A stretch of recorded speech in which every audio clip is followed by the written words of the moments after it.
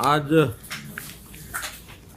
अपने देश के खेल के इतिहास में बहुत वर्षों के बाद आज जो हमने पुरुषों की हॉकी मैच में जो मैच जीतकर और कांस्य पदक हमारे नाम आया है, 41 साल के बाद ये आया है। तो इस अवसर पर मैं आपके माध्यम से हरियाणा की जनता को, देश की जनता को बहुत बधाई देता हूँ और इन सब खिलाड़ियों के प्रति भी अपना जो आभार प्रकट करता हूँ कि उन्होंने अपने मजबूत एक इरादे से जिस प्रकार से खेल खेला और कांस्य पदक जीता है, तो उनको भी बहुत बहुत बधाई, शुभकामना, बहुत बहुत धन्यवाद। आज इस टीम में दो हमारे खिलाड़ी हरियाणा के, जिनको कहना चाहिए सुरेंद्र कुमार हैं, सुपुत्र श्री मक्खन सिंह सेक्टर 8 कुरुक्षेत्र के, और दूसरे खिलाड़ी हैं सुमित कुमार, सुपुत्र श्री किताब सिंह, गांव कुराड़, जिला सोनीपत। तो ये दोनों खिलाड़ियों को कांस्य पदक जीतने पर जो हमारी खेल की नीति है, 2.5 करोड़ रुपया इनको नगद पुरस्कार दिया जाएगा। और इसी प्रकार से दोनों खिलाड़ियों को क्लास 2 अधिकारी के पद पर नियुक्त किया जाएगा, जिसमें खेल विभाग के अंदर सीनियर कोच इस नाते से इस खेल के बदले में, यानी एक प्रकार से अच्छे खिलाड़ियों को जो प्रोत्साहन देने के लिए ये सीनियर कोच की नौकरी ये निश्चित आते ही देंगे। आज हमारी कैबिनेट मीटिंग, उस कैबिनेट मीटिंग में भी इस टीम को बधाई दी गई है और उसमें टीम जीतने की खुशी में सब लोगों ने अपने आप को शामिल भी किया है।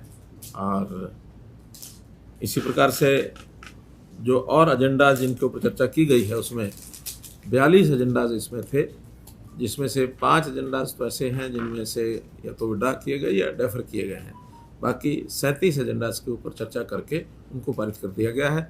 मुख्य रूप से जो एजेंडा है उसमें एक है किसानों के नाते से जो लोग अपनी ज़मीन को किसी भी दूसरे किसान के साथ अदला बदली करते हैं, इससे पहले उनको भी स्टाम्प ड्यूटी देनी पड़ती थी 7% की, लेकिन वो स्टाम्प ड्यूटी अब ख़त्म कर दी गई है और केवल मात्र एक नॉमिनल 5,000 रुपया एक ट्रांजैक्शन के ऊपर उनको देना होगा, जिसको रजिस्ट्रेशन शुल्क कहें या स्टाम्प ड्यूटी कहें, लेकिन सिर्फ 5,000 रुपये में वो ज़मीन की अपनी अदला बदली कर सकेंगे, जो पहले 7% होती थी, बहुत बड़ी राशि होती थी। इसी प्रकार सरकार ने जो ज़मीनें अलग अलग विभागों के पास बची हुई रहती हैं कई बार, और बहुत लंबे समय तक उनका उपयोग नहीं होता, कई बार छोटे पीसेज होते हैं, या कुछ लोग जो अपनी ज़मीन का उपयोग खेती के नाते स्वयं नहीं कर पा रहे हैं, ज़मीनें उनके नाम हैं, छोड़ करके कहीं बाहर चले गए, दूसरे शहरों में रहने लग गए, या किसी और कारण से अपनी ज़मीन को बेचना चाहते हैं। खास करके डिस्ट्रेस सेल जब वो करते हैं, औने पौने दामों पर बेचते हैं, तो सरकार ने एक लैंड बैंक बनाने का विचार किया है कि लैंड बैंक के माध्यम से अगर वो सरकार को ई भूमि पर अपनी ज़मीन बेचना चाहेंगे, तो हमारा प्रोजेक्ट का तुरंत कोई योजना हो या ना हो, लेकिन अपने लैंड बैंक को मजबूत करने के लिए उनकी ज़मीनें ली जा सकती हैं। और ऐसे अलग अलग विभागों की जो अनयूज ज़मीनें हैं, उन सबको इकट्ठा करके एक ही जगह लैंड बैंक में उसको लाया जाएगा। वो अलग अलग विभागों के नाम नहीं रहेंगी।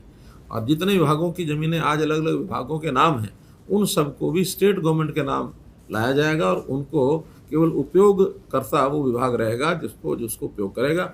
जिस दिन उसका उपयोग समाप्त हो जाएगा, वो ज़मीन वापस लैंड बैंक में आ जाएगी और किसी को विभाग की ज़रूरत होगी तो उसको दिया जाएगा।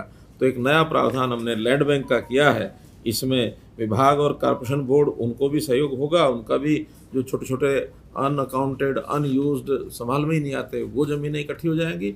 और जो किसान डिस्ट्रेस सेल करते हैं, वो डिस्ट्रेस सेल न करें और उनको योग्य उचित भाव के ऊपर अपनी ज़मीन को बेच सकें, तो सरकार ने एक ये सुविधा उनको दी है। टीचर्स ट्रांसफ़र पॉलिसी है, उसमें थोड़ा परिवर्तन किया है कि एक तो अब इसमें जो गेस्ट टीचर्स हैं वो भी टीचर्स ट्रांसफ़र पॉलिसी में ऑनलाइन आ सकेंगे।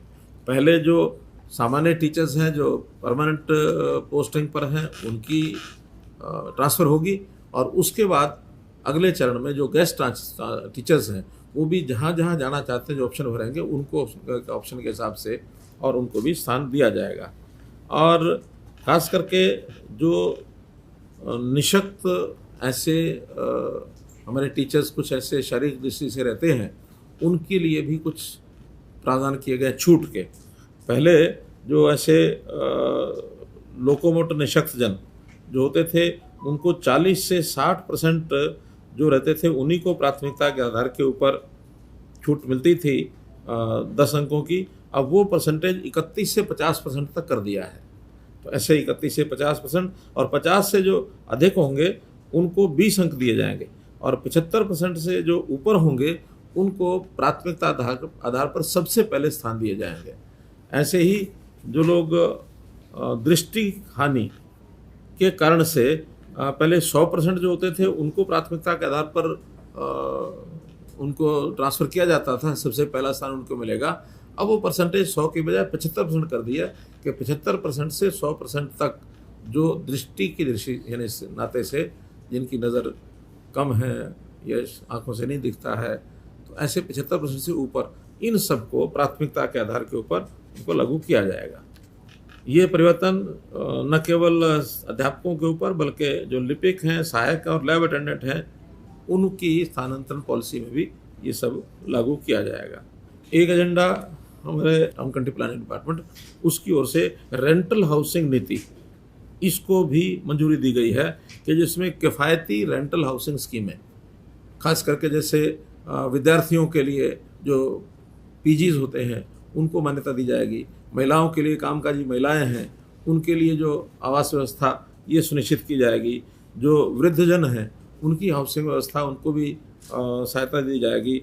जो मेडिकल एड जिन लोगों को चाहिए अस्पतालों के आसपास, ऐसी एक रेंटल व्यवस्था ये भी बनाई जाएगी। तो इस प्रकार से ये 4 प्रकार की रेंटल पॉलिसी ये बनाई गई है ताकि लोगों को सुविधाजनक तरीके से वहाँ पर व्यवस्थाएं वो बन सकें और उनको सुविधाएं उसमें हो सकें। हमारे एम्प्लॉइज़ लगभग 3.25 लाख एम्प्लॉइज़ इस समय रेगुलर हैं और कुछ आउटसोर्सिंग पर भी होते हैं, पार्ट 1 पर भी होते हैं, जो सीधे सीधे ऑन रोल गवर्नमेंट के उस पर रहते हैं।